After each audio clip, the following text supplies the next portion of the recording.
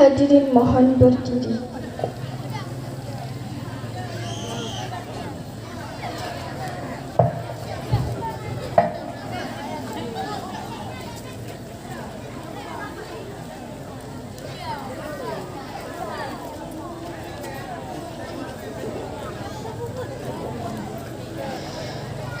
Salatullah,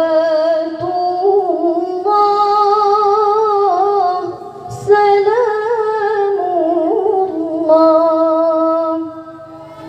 ala Taha Rasulillah. Salatullah, salamullah ala Yasin Habibillah. Salatullah, salamullah ala Taha Rasulillah. Salatullah, salamullah ala Yasin Habibillah.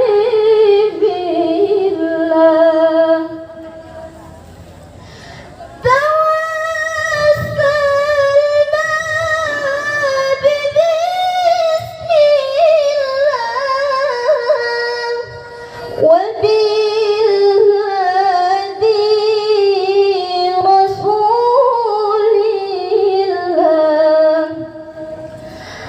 wa kulli mujahidin lillah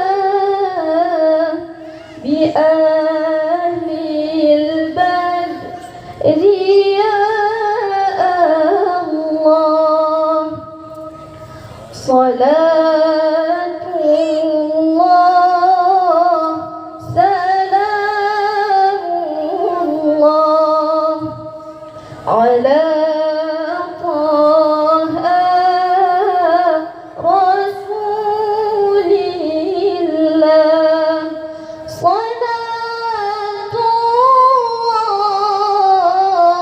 salamullah ala Yasin Habibillah.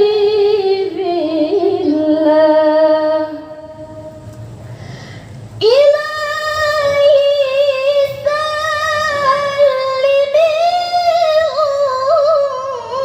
ummah minal afati wan niqmah wa min hammin wa min ghummah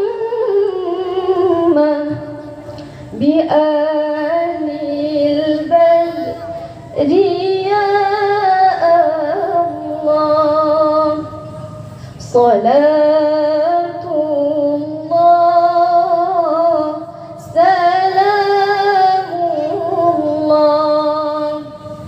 ala Taha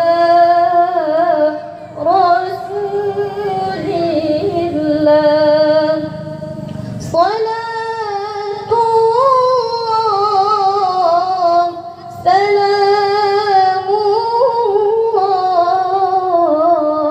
ala Yasin Habibillah.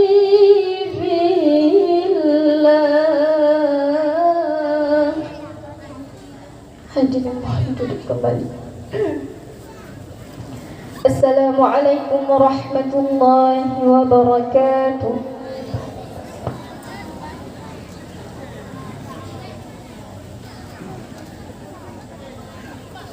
Terima kasih saya ucapkan kepada Tunku Nashwa binti Tunku Irwan Sabun. Semoga dengan seayat dua ayat yang akan dibaca oleh beliau, semoga kita yang terdapat ridha Allah